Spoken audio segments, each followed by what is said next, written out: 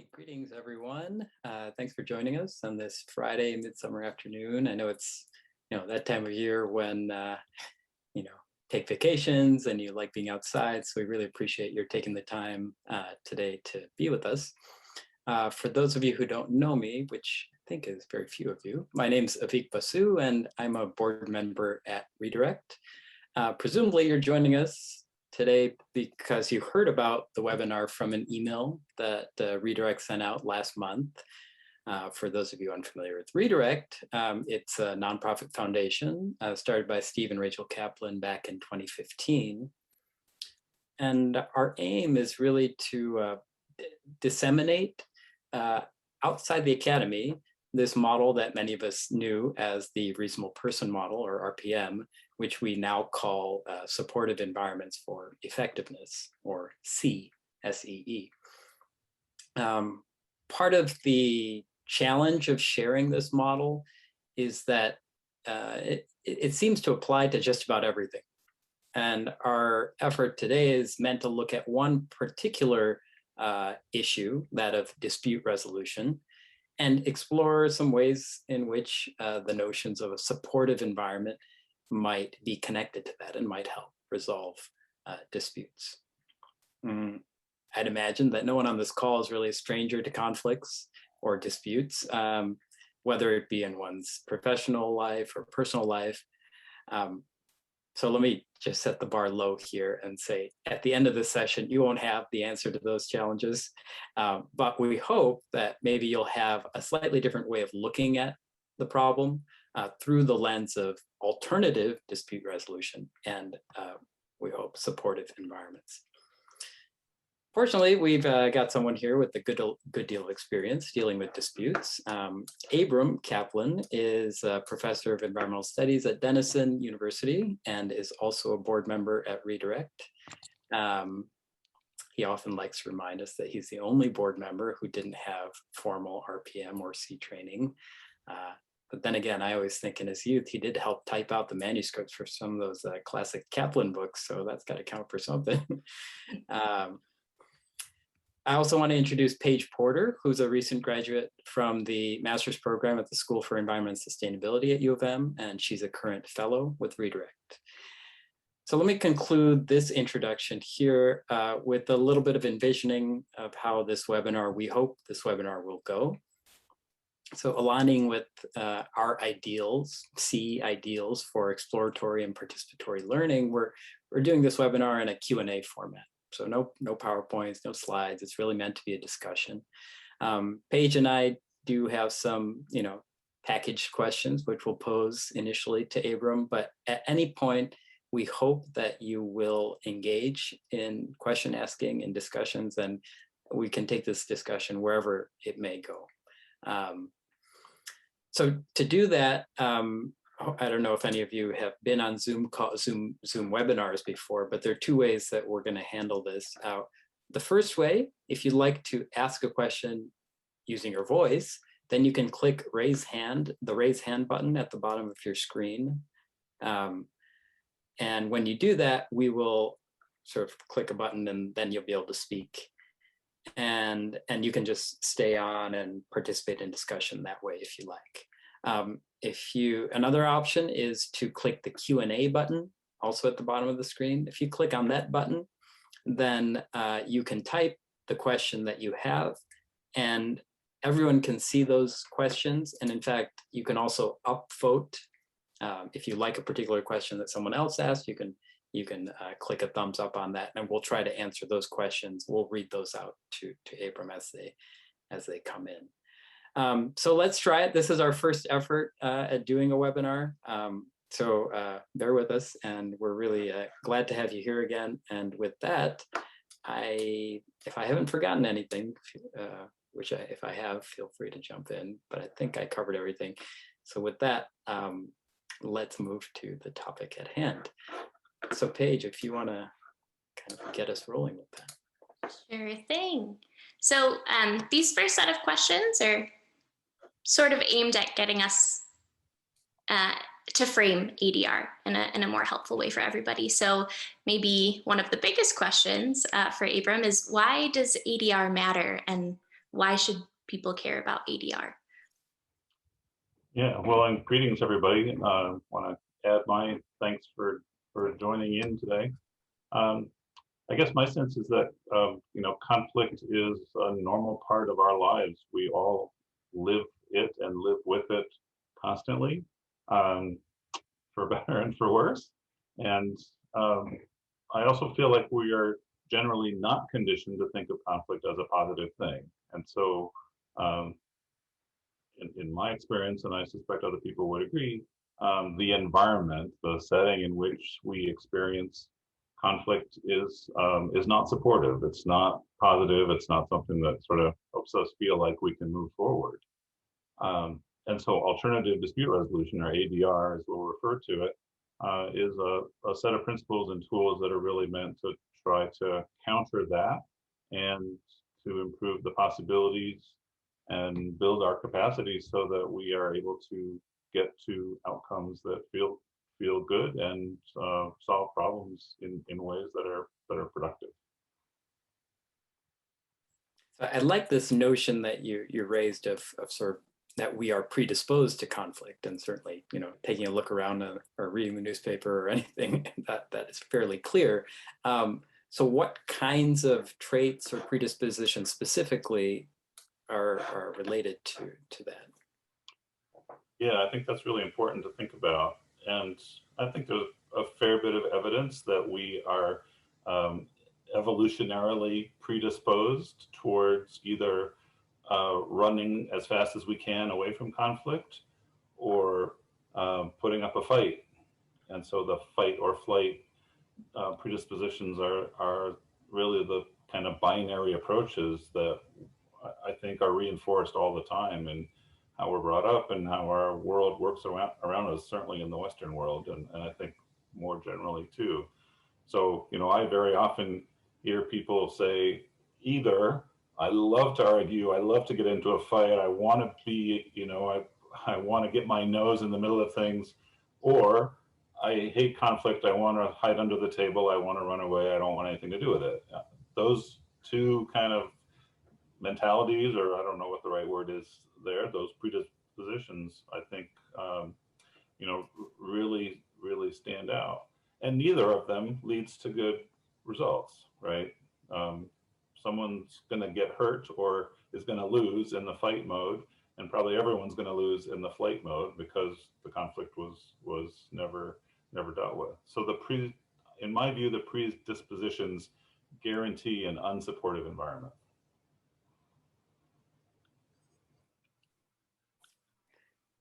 So tell us a little bit about how this, you mentioned it's alternative dispute resolution. So what's it alternative to? Yeah, so conventional dispute resolution, or CDR, as we like to call it, is the mode of using those predispositions, and so either not doing anything or going what, for those who are in the right generation, the Judge Judy mode of, if you don't like what someone's doing, take them to court, right? That's the fight mode, the litigatory, I'm going to make your life miserable by, putting you in a court system, or trolling you on the internet, I suppose, might be a version of that. So the conventional mode is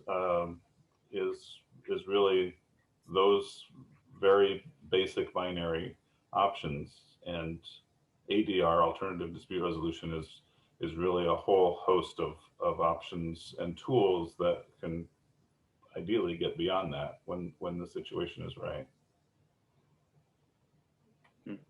So you were mentioning that these predispositions guarantee an unsupportive environment. Now, we generally have a hard time explaining what an environment is, what a supportive environment is, what an unsupportive environment is. So at least in the context of ADR, what do you think an environment entails? Yeah, you're right. That is a hard thing to define. The way I think about it, the environment of conflict is really the environment of sort of the ecosystem of communication, right? So it's the parameters and the aspects of an interaction among people who are not happy with each other. So if it's a two-person conflict, then the environment is the way those two are interacting with each other, which is in the world of communication that is 85% nonverbal. It's how our, all the cues that we give each other. It's tone of voice, it's expressions, it's obviously the words that we use, the things that we don't say, the pauses. It's all of that manner in which we interact creates the um, the underpinnings for what can happen, good and bad. So I think it's all of those things together that is the communicative environment. And certainly the physical environment can matter in that.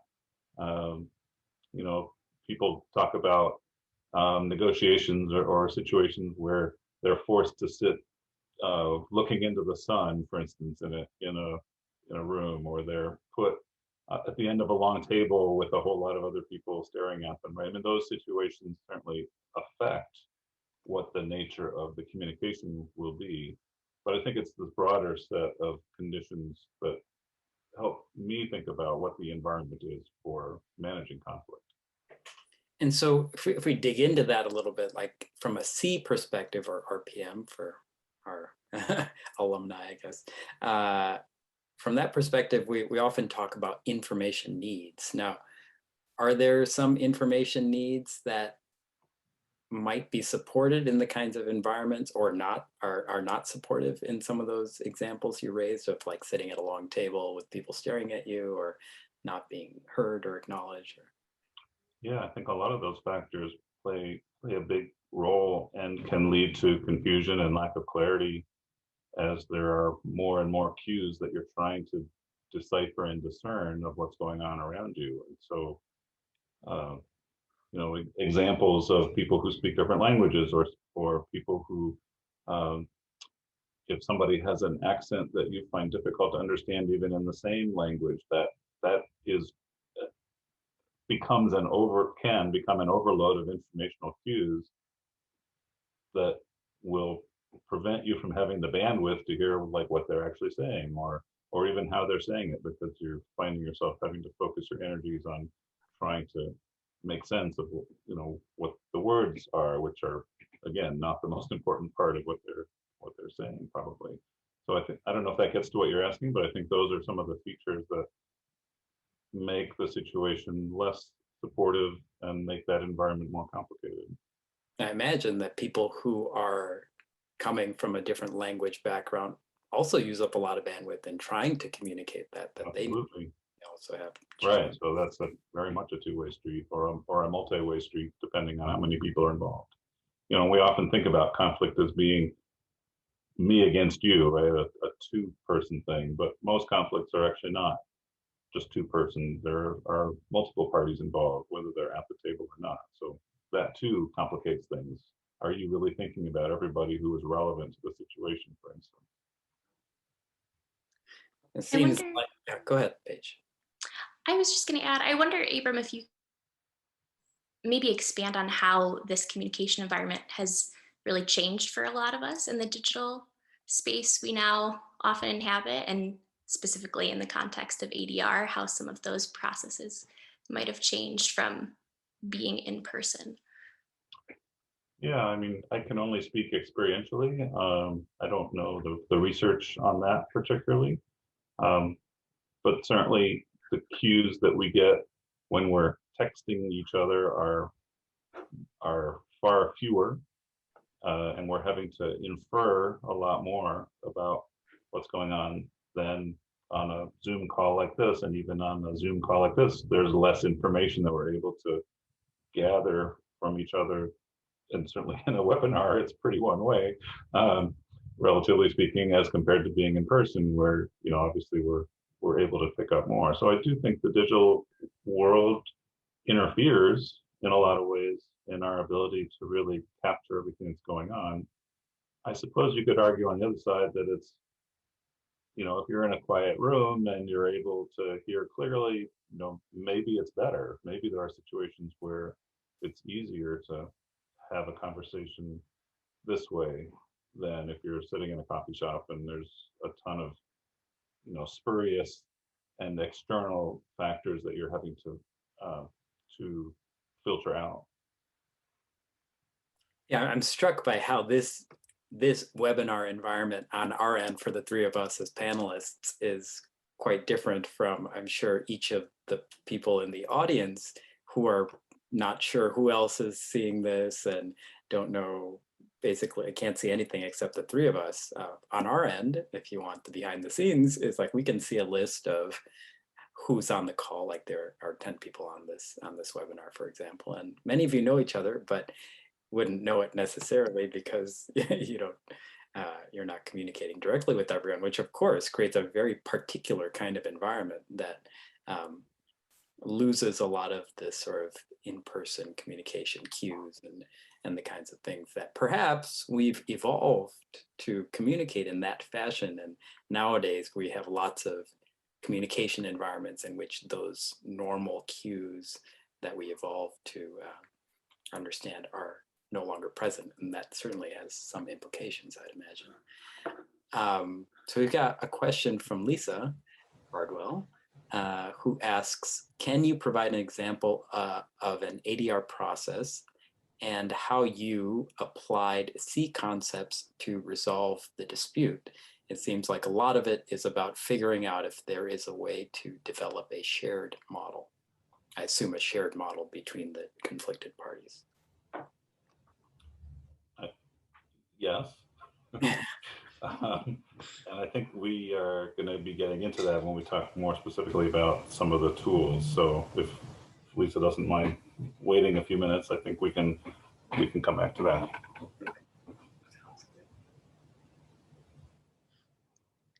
And I guess just to provide maybe a bit more background, Abram, than what was given in the registration page and at the beginning of the call, what sort of roles do you play in ADR?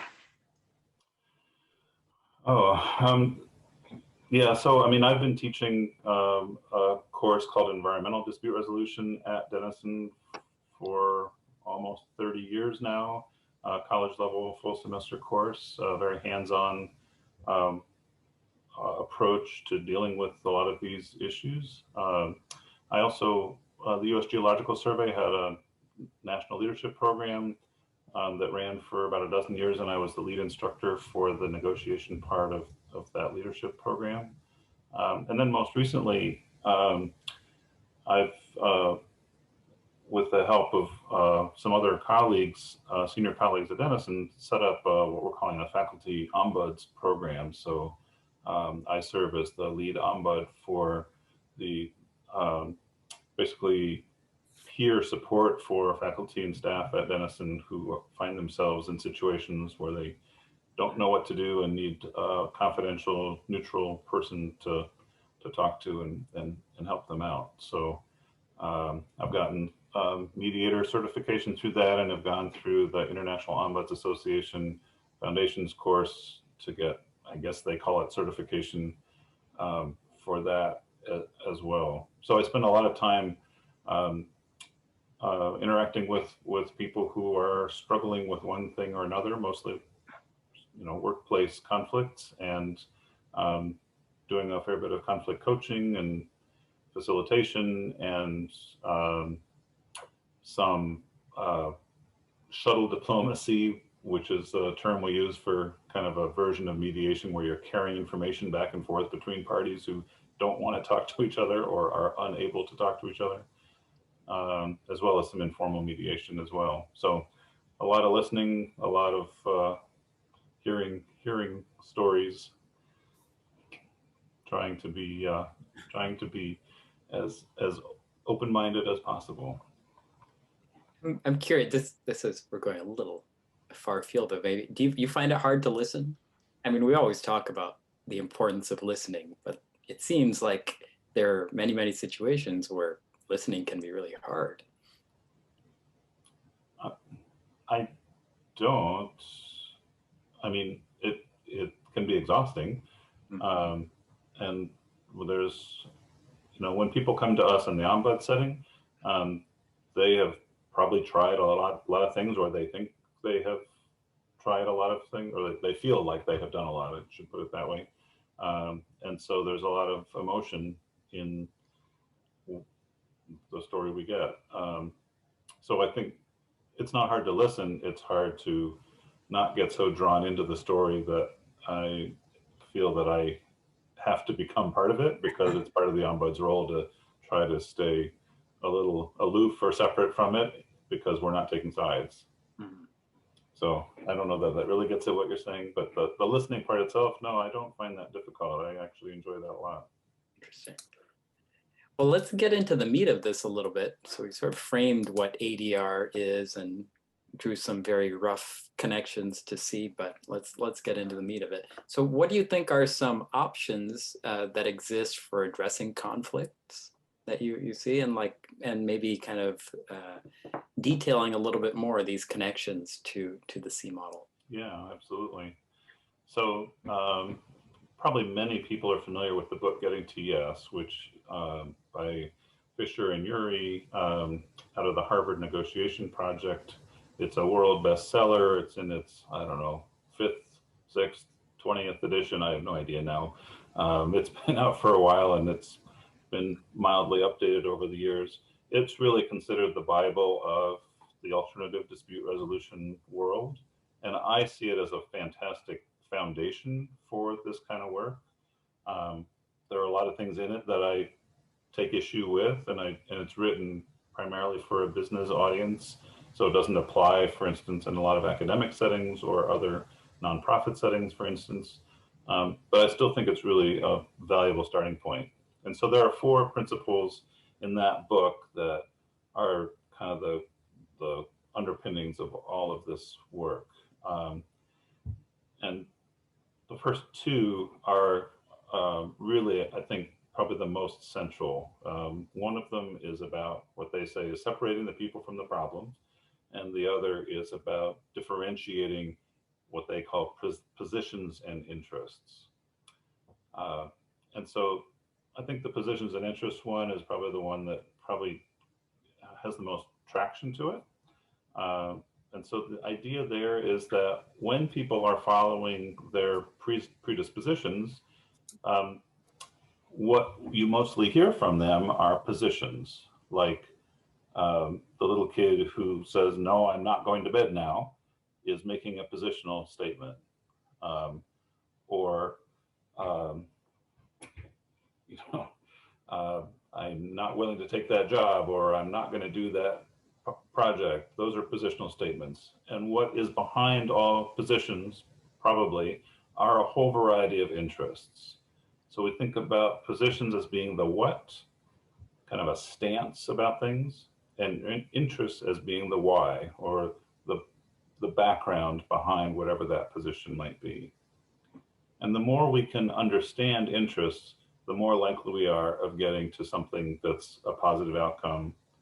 The more we stick with positions, the more likely we're going to get a zero-sum, one person wins, one person loses outcome. So there's a real distinction there. So this idea of interrogating interests, of asking questions of the people with whom you're in conflict to try to get a sense of what's going on, and being willing to listen and to actually hear what's going on with them, which often is a big step. When you're not happy with someone, it's hard to ask them a question and to listen to them. But that's critical, and a really important tool to use. So that's about clarity. You know, it's about if someone says, "No, I'm not going to do that," and you hear that, you're operating on a set of assumptions and inferences about why. You don't know, or you're going to make up the reasons why until you ask, until you try to find out.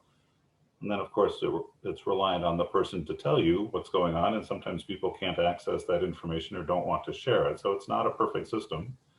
But trying to get at those interests, I think, has a strong overlap with C in terms of building a mental model, because that's what the point is of asking those questions, and shifting over to a place of having greater clarity about what's going on. So often we talk about, listening and building empathy for others, but I think what you're pointing out was interesting as I was listening is that you can actually have empathy for another person's position, but what you're saying is that that may not be as helpful as understanding the underlying why, the interest. So Oh, absolutely. digging below this. So empathy on its own isn't necessarily, helpful, but going deeper into the interests. Yeah, I find that. Well, I think your empathy for somebody's position may be wrong-headed because you don't know what it's rooted in, right? I mean, so until you really have a sense of the interests, you're operating in a very limited information situation. And do you find that positions tend to be more fixed, whereas interests then allow you more space to kind of come up with novel approaches? Yeah, that's actually a really good point. Yes, positions are typically very fixed, and interests don't have to be. I mean, yeah, I would say interests can be more flexible. They're certainly malleable.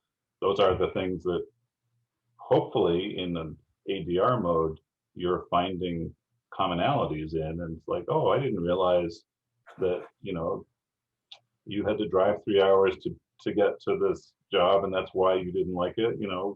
Let's talk about the location, right? I mean, all of a sudden the world opens up to other possibilities that you didn't even know existed because they just said, no, I'm not doing the job, right? So, so you might feel like you have empathy. Oh, I'm sorry, life must be rough, or oh, you've got other things to do. It's like, no, that had nothing to do with it, right?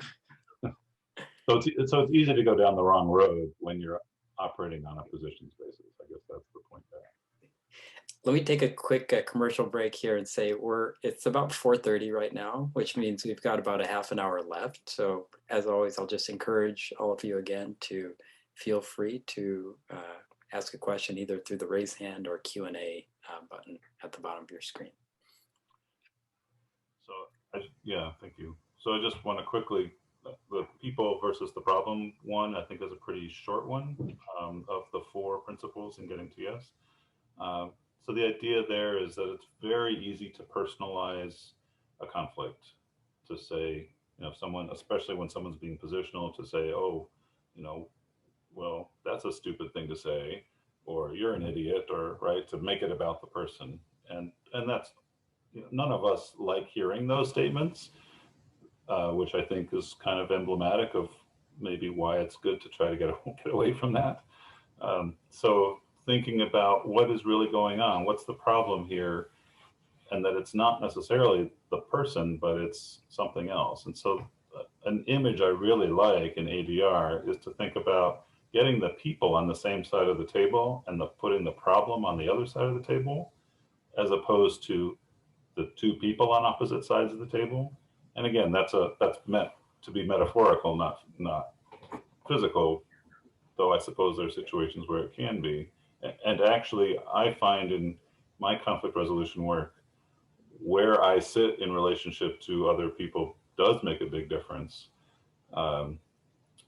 both as a conflictual party and as a neutral. But so this idea is that the problem is a thing or a concept or a set of interests, and we want to try to unpack that ideally as a team. Everyone who is disagreeing can potentially work together in thinking about that situation. And the more that's abstracted from personality and from predispositions and from the traits that we carry around as people, the better. So the interaction of the people problem and the position interest pieces is a really nice one. I think that package creates a lot of opportunity for really moving forward in win-win kinds of situations, as opposed to the conventional dispute resolution win-lose version. Have you ever done any sort of card sorting type task or 3CM kind of thing in the interest interrogation part of this process? Yeah, that's a great question. I have in a class setting where we were just trying to unpack big issues. I haven't ever done it in more of a specific conflict. I mean, like trying to help resolve a conflict situation, but I think it could be really interesting to do that. yeah, to get warring factions to each do a pile sort and then overlay them on each other would be super, super interesting. But no, I have not done that. Okay. Be curious if other people Yeah. have tried that and what the results have been from that. So the third of the four is what they call inventing options for mutual gain. And so mutual gain is all about this notion that when we think about typical conflicts, we often think about a fixed pie. It's like, yes or no, the job's going to get done or it's not. Or in a budget situation, there's a fixed amount of money and I'm going to get this much and you're going to get that much. So it's like, all we can do then is argue about how much.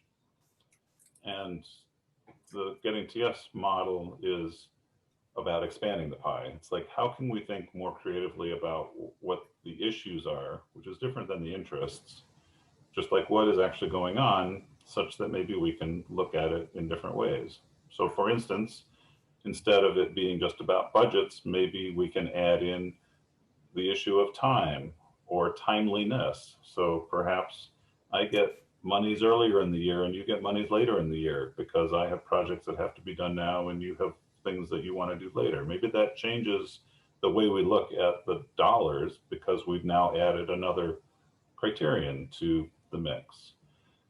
Maybe it's about having staff available to help and not so much about the dollar allocation, right? I mean, so it's a question of what else is there that can make it more interesting. That's what, so mutual gain is about that. This is a place where I see the small experiments piece of the C model being hugely, hugely valuable because it's a way where in a negotiation sort of situation, you can throw out pretty small little suggestions of maybe creative solutions and see how people respond to them. And you can say, well, what if, what if I gave up $10 and in exchange, you let me have 5 minutes at the microphone?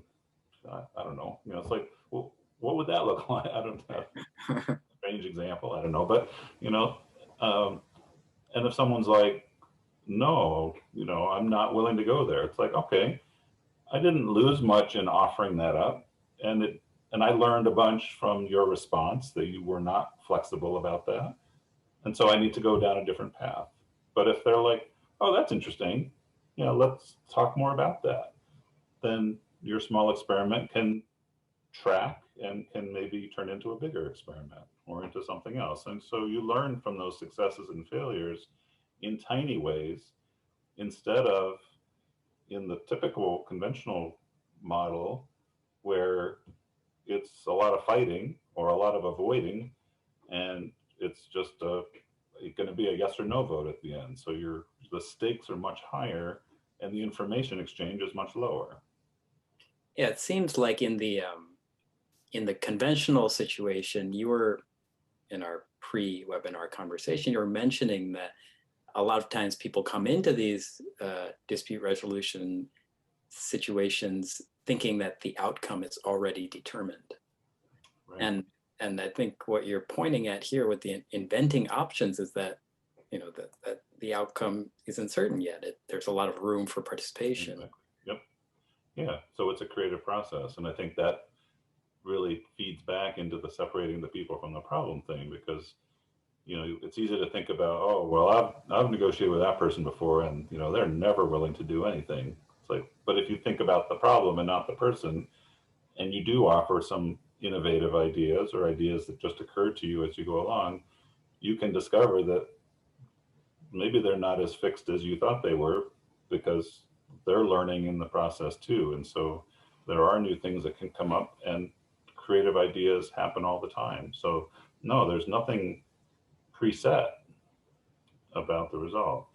And to that point also, there are a lot of situations where in a protracted negotiation, there are moments where the parties or a mediator can say, all right, let's just say that we all like where we're sitting here. let's say that that's going to be our backup plan, this potential outcome. Now, let's explore, what if we tried this other idea here with the safety net that we've already got an agreement or part of an agreement. Let's see if we can sort of play around with some other things. And there's this idea out of economics called Pareto optimality, or the efficient frontier, where you can push on certain elements of a potential negotiation agreement and see if you can get something that's more efficient for all the parties. And if people like it, then you abandon what was the agreed upon outcome and you move forward. And if you don't, if somebody doesn't like it, if any one party doesn't like it, you just fall back to where you were. That feels very C-like to me. In its both it's got meaningfulness built into it.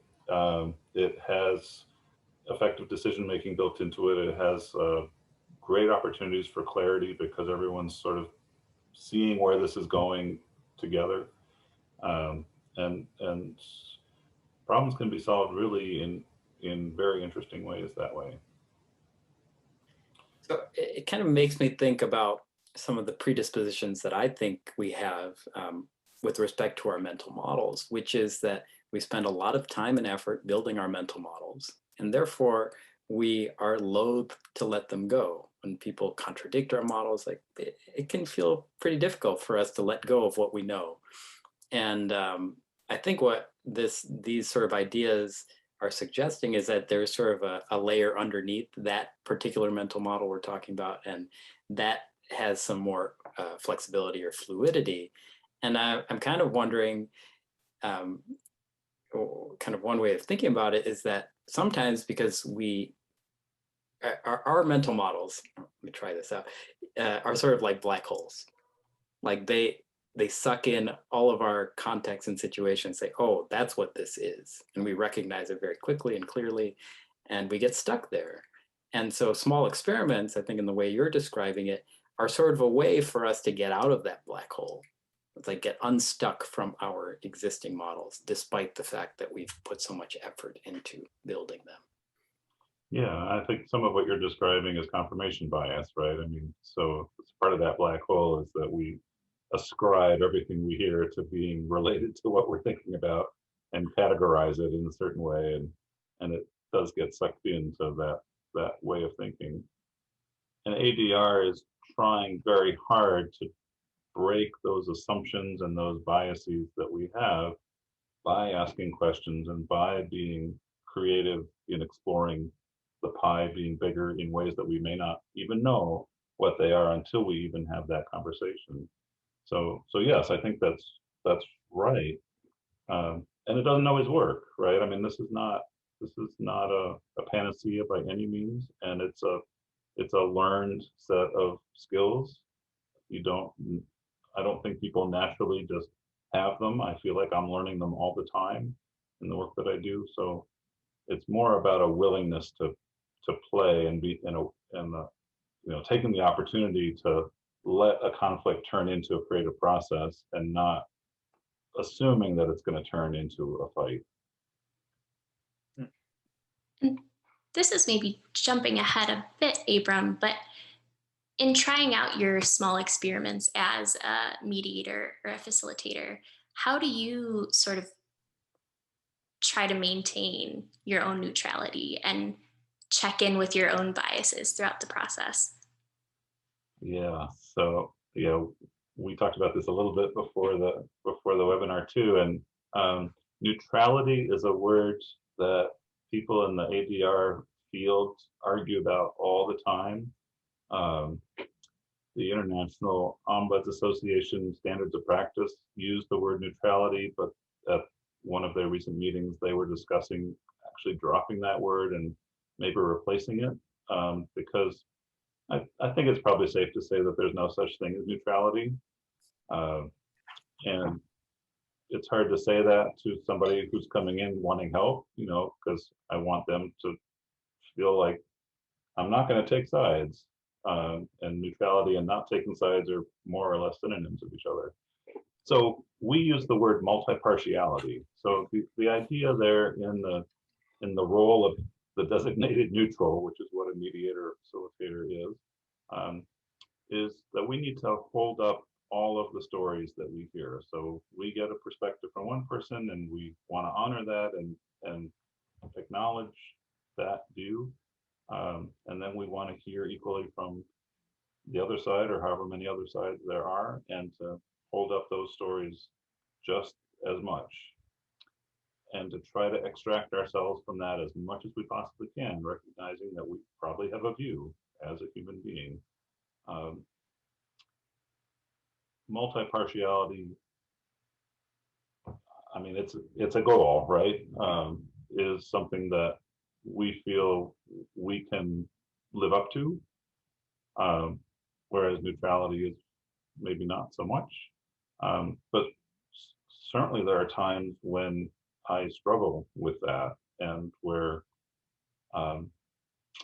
where I guess I would say I have been close to the point in some of my ombuds work to saying, I'm going to need to step away from the situation because I don't feel like I can be impartial or multi-partial.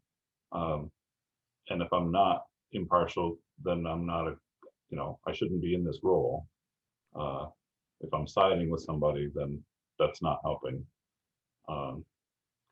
When we get into situations that might have Title IX kind of components to them, in terms of harassment or assault issues, which we try to avoid getting into, but those issues come up when there are big power differentials and people are abusing power, right? I mean, those are situations which you find yourself siding with the person who's being victimized, right? I mean, that's going to be a natural tendency, and to sit and listen to the person who was the perpetrator tell a story that feels like it doesn't really hold together, well, that's a tough place to be, right? But the goal in being a mediator, a facilitator, or ombud is to try to help whoever is involved get their way to an outcome that is successful, not to create that myself in that role. So I have to remind myself of that a lot, that I'm trying to give people tools to do a better job in dealing with the conflict in ways that are supportive for themselves. And that helps me become more neutral, because then it's like I'm about process, I'm not necessarily about content. So Abram, what that's a partial answer. As that sort of multi-partial ombuds person, what would you recommend to the parties who are coming to you who are in these conflicts? What kind of mindset or approach or kind of philosophy should they come in with? Yeah, it's another good question. I think it all has to do with what the parties involved are looking to get out of the situation. So if somebody wants to win, there's a certain set of tactics that they need to follow to win. And ADR is probably not the right set. If they want to have a long-term relationship with somebody else, working in workplace connection with somebody, or personal relationship or whatever, then that's a very different set of aspirations, and it's going to matter much more about how they communicate with each other so that they can have a future together, again, in whatever sort of a situation it is. And maybe what happens in this conflict is much less important if it's the long-term relationship that's at stake. How the toothpaste tube is squeezed is, not really that important as compared to whether the marriage should last. It might be symptomatic, but that's, whether you were right or wrong about that is probably not so critical. But people get stuck on very specific sort of situations and get very emotional about those in ways that can be counterproductive to the relationship continuing. So I think having that kind of gate moment of, what is it that you're after here, and having as long a conversation about that as is needed to try to interrogate that, we'll get at interest a lot, and we'll get at often a different way of framing what the situation is.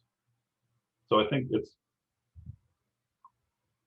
figuring out questions to ask people so that they're willing to open up and think as creatively about the situation as they can is probably what matters most. And then the answer to your question is going to vary hugely. So pointing out that we have about 10 minutes left. We'd promised, I think you said there were 4 things in the getting to yes thing. I don't know if you did. So I'll just very quickly say the last one in getting to yes is called insisting on objective criteria. And so that's one that, at least in our ombuds group, we don't particularly like, but and the reason that we don't like it is that they're in the academic world and in a lot of organizational settings, there are very few objective criteria. There are lots of criteria that we create in our systems, but they're not objective. They're quite subjective. So, you know, the requirements for earning tenure are, you know, every institution has their own made up rules, and they're messy in every single institution, and they're hard to justify effectively, though we spend a lot of time, you know, doing that. But I don't think we could say they're objective. So having criteria, having a basis to make decisions on is important.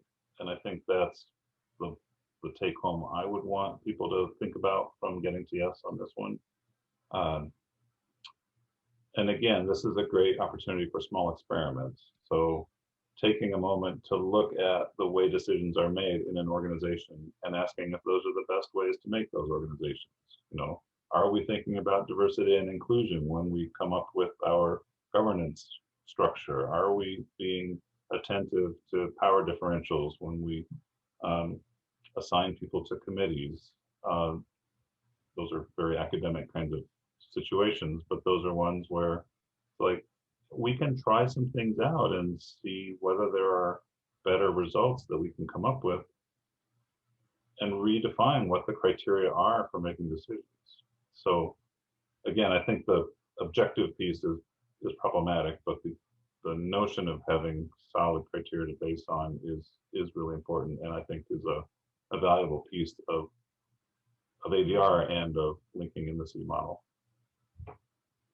So I'm sure some of the people on the call would love to hear some practical tools that sort of fit into these frameworks we're talking about. So I wonder if you might talk about a couple, and then I do want to leave some time just to, if people want some open time to ask questions themselves, we can do that. So yeah, so I think there are 3 tools that I would want people to think about. One of them I've mentioned already, and that's the interest interrogation. I think if you're in a situation where there's a conflict brewing, or where a conflict can potentially be prevented, trying to find out why people are holding on to the views that they're holding on to and being willing to listen to the answers is huge.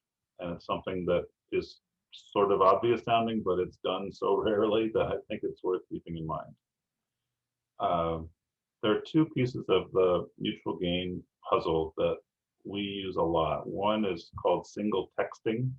And the idea there is in any situation where there's the possibility of some notes being kept about a conversation, to make sure that those are kept in a public and shared way, a single text, which can be an easel or a whiteboard or a Google Doc, or it doesn't even matter what it is, but some way that everyone can see at the same time what ideas are getting put out there, whether it's a list of interests, whether it's a possible solution, all of that. And sometimes it's useful to have an outside person be the record keeper of that. But that tool is hugely powerful as compared to everyone having their own notes. And then we end up in the telephone game where I thought you said this, or I thought we agreed on this. Well, no, my notes say, you know, and then we've got chaos, and we've probably created new conflicts that we didn't need to have. So the single text is a really valuable tool, and in an organizational setting, it just makes all the sense in the world. And then the last one is what's called joint fact finding, and that's doesn't fit every situation, but especially when there are multiple parties involved, having a pre-negotiation conversation where people can sit down and basically just put on the table what their interests are or what the issues are. Just get out there, whatever is going on, without any negotiation being allowed. And often it helps to have a facilitator there to keep people from arguing with each other. It's meant to be a brainstorming session. Ideally, everyone shows all their cards so that when you come back for the actual negotiation, you know everything. But people typically don't show all their cards, so it's going to be a partial information session, but that's a lot better than no information. So it's an opportunity to just get as many issues out on the table as you can without feeling the need to actually sort them out, either in a pile sort mode or in an actual problem solving mode.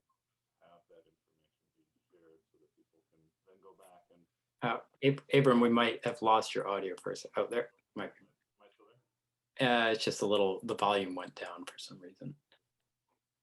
Is that better? Can you hear me better now? I can't, but it's okay. I think we caught most of what you said there. Since we have just a couple more minutes left, maybe that was fortuitous. So let's. I know Lisa's still on the call here, so I don't know if Lisa, you wanted to kind of jump in and see if your question that you'd asked previously was answered, and if you'd like to I can sort of unmute you so that you could talk instead of type if you prefer. You can do either, but I won't know unless you raise your hand or Q&A or something. Okay. Oh, perfect. Hi there, Abram, Avik. Hi, Paige. Hi, Lisa.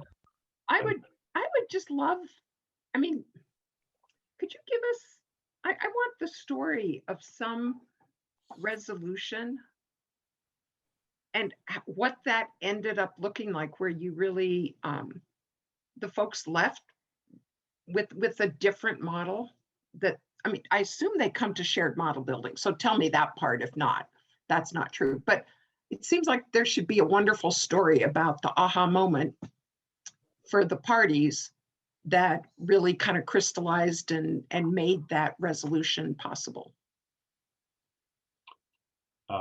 I do have, can you hear me now? Yes. Oh, good. So I'm trying to think how to make this story short. The city of Charleston, a number of years ago, had a huge issue with their water quality, and the harbor was a mess. We're going back about 25 or 30 years now. And they were at an impasse to try to figure out what to do about that. And they brought together city, county, state, federal officials to try to sort out what to do. And they reached a point where they simply could not even speak to each other. And a group of us came in and worked with them on that, and put them in front of a GIS-based suitability model that was a completely made up situation. And we put them in groups where we had, people from different settings work together. And they discovered that they had a pretty easy time coming up with nice solutions in this made up example. So they were literally building models about land use planning and suitability in this situation that had nothing to do with their real world problem.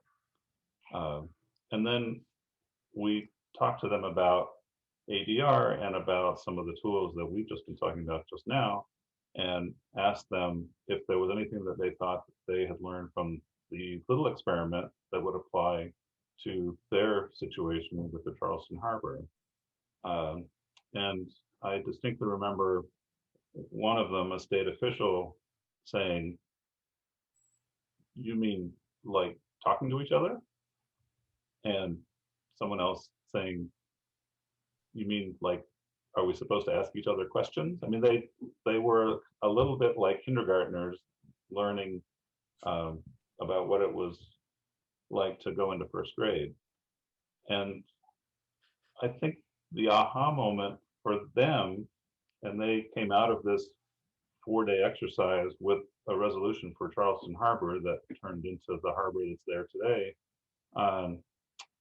was that there was a language that they shared, there was expertise that they multiply had, and they were so stuck in their jurisdictional kinds of authority that they had forgotten the humanity of what was going on, and that there were models that they could use together that could lead them to be creative about a solution, because they didn't think that there was any solution other than the one that their office, had built for them. So I don't know that that gets to what you're asking necessarily, but it was an example that comes to mind in really using some of these tools and a creative process to reframe what they thought they were thinking about without them having to learn anything new about content.